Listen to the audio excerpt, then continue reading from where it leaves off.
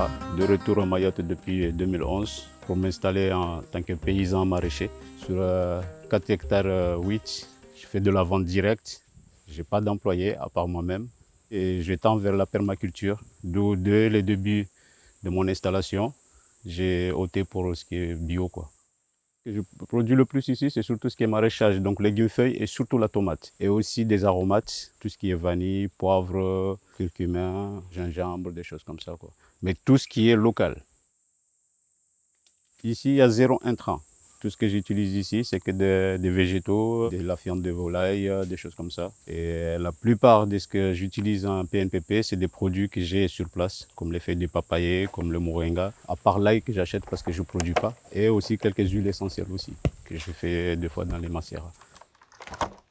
Ayant des parents qui étaient déjà dans le milieu paysan ici, disons, j'ai pris ça de mes parents qui eux-mêmes, ils ont eu ça de leurs grands-parents. Donc le but est de ça, c'est de conserver le maximum de vivants sous mon sol. Donc déjà, je commence par ça, le moringa. Moi, je prends une poignée, ça représente à peu près 200 grammes de ça. Mais après, une fois à la maison, je le pèse vraiment, quoi. Là, j'enlève les feuilles comme ça. Les jeunes feuilles de papayer, à peu près 200-250 grammes de ça. On prend les jeunes parce qu'ils ont la papaïne, donc ils sont bourrés de cette substance-là qui est utile pour ce qui est fongicide, quoi. Je ramasse des orties en plus pour compléter ma préparation là-bas. Ici, c'est en liane comme ça, c'est pas en tige comme en métropole, mais ils ont quasiment les mêmes propriétés, quoi. Je mets 50 grammes de piment, et à peu près 10 gousses d'ail que je broie. Je laisse macérer comme ça pendant 24 heures maximum.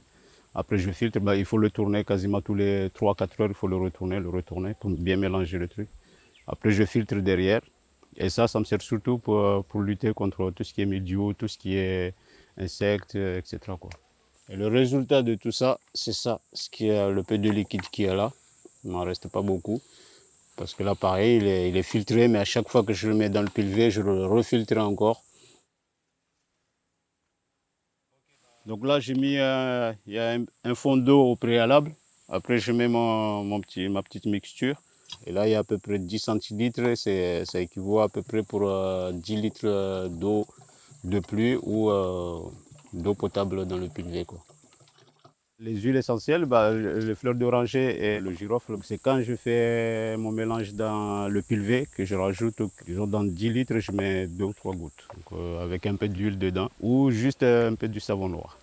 Je passe toujours par la prophylaxie et s'il y a pression vraiment immense, là j'attaque avec les préparations. Donc, je calcule au niveau du poids et au niveau de la surface que j'ai à traiter. Maximum 2 traitements tous les 2-3 semaines. Selon la pression qu'il y a. Autrement, si ça ne vaut pas le coup, j'utilise pas. Même que c'est des PNPP, j'essaie de m'en servir au minimum possible, quoi. À part pour le moringa, parce que c'est juste pour booster mes plantes, donc je balance ça au moins une fois par semaine, quoi. Le résultat, c'est positif parce qu'avant, je ne traitais pas du tout. Donc, j'avais pas mal d'attaques, surtout en chenille, pour ce qui est de la tomate.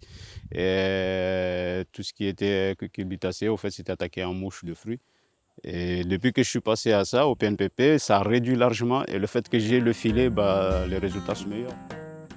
Il y a possibilité ici de ne pas avoir recours aux produits phyto, comme on a eu les effets aujourd'hui en métropole et ailleurs. On voit les résultats. Ici, on n'en est pas encore là. Donc, on peut éviter ça en formant les gens et en informant surtout les consommateurs, mais aussi les producteurs, c'est-à-dire les paysans.